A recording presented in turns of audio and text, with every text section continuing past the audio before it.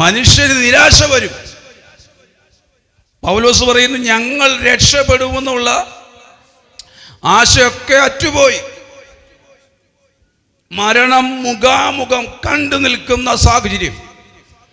ആ സാഹചര്യത്തിന്റെ അകത്തുനിന്നും പുറത്തു വന്നവൻ പറയുന്നു, ആ സാഹചര്യത്തിന്റെ അകത്തുനിന്നാണ് അവൻ പുറത്തു വരുന്നത്.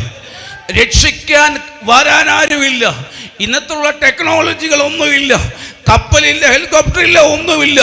പക്ഷേ അവൻ ആ പ്രതികൂല സാഹചര്യങ്ങളുടെ അകത്തും രക്ഷപ്പെടാനുള്ള ഒരു ചാൻസസും ഇല്ലാതിരിക്കുമ്പോൾ അവൻ നിരാശയുടെ വാക്ക് അവന്റെ അകത്തളത്തിൽ ഉരുത്തിരിയുമ്പോഴും അവൻ കേൾക്കുന്ന ശബ്ദം, നീ രക്ഷപ്പെടും. ആമേൻ. ഒരു സാഹചര്യം ഇല്ലാതെ നിൽക്കുന്ന, ചുറ്റും പ്രതികൂലത്തിന്റെ കാറ്റടിക്കുമ്പോൾ, ചുറ്റും തിരമാലകൾ ആമേൻ ഉയർന്നു പൊങ്ങുമ്പോൾ, കാറ്റുകൾ മുക്കാൻ റെഡിയായി നിൽക്കുമ്പോൾ, കടൽ മുക്കാൻ റെഡിയായി നിൽക്കുമ്പോൾ അവൻ കേൾക്കുന്ന ശബ്ദം, ഇല്ല, നീ മുങ്ങത്തില്ല.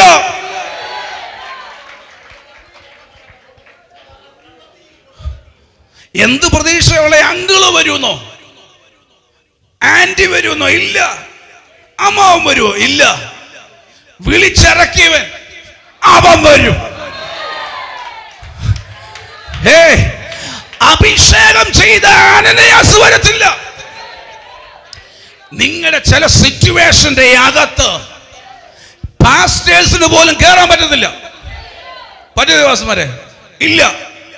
ചില മേഖലയുടെ അകത്ത് ഞങ്ങൾക്ക് പോലും കയറി വരാൻ പറ്റത്തില്ല. പക്ഷെ അതിന്റെ അകത്തും കയറി വരുന്നു.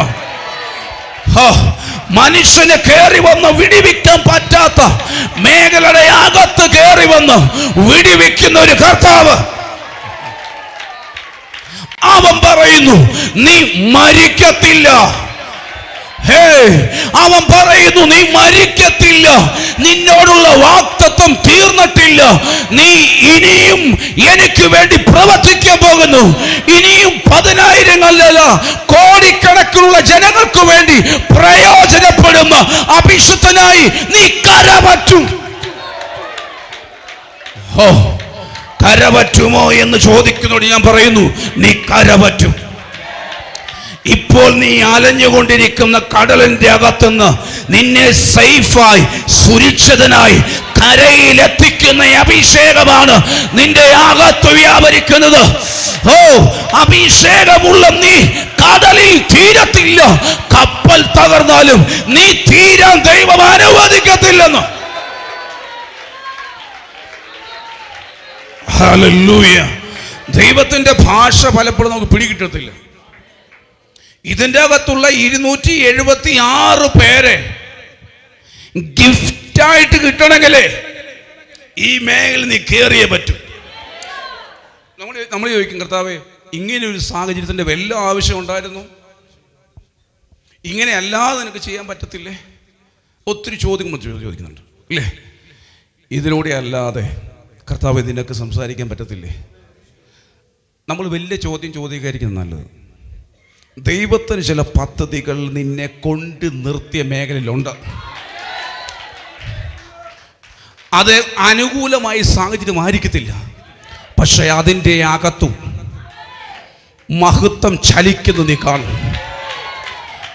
നിന്നെ കൊണ്ടുവിട്ട വീട്, നീ ചെന്ന് കയറിയ വീട്, നീ ചെന്ന ഇടം, നീ നിൽക്കുന്ന ഇടം നിനക്ക് അനുകൂലമല്ലെങ്കിലും അതിൻ്റെ അകത്തും മഹത്വത്തെ വെളിപ്പെടുത്തി നിന്നെ മാനിക്കുന്ന, നിന്നെ ഉയർത്തുന്ന, നിന്നെ പുറത്തു കൊണ്ടുവരുന്ന അഭിഷേകമാണ് നിന്റെ അകത്തു ചലിക്കുന്നത്. ഹല്ലേലൂയ. പാസ്റ്റേ, എന്റെ അഭിഷേകം ഞാൻ ചെന്ന വീടും കൊണ്ട് തീരും. നോ, നീ പറഞ്ഞാൽ തീരും.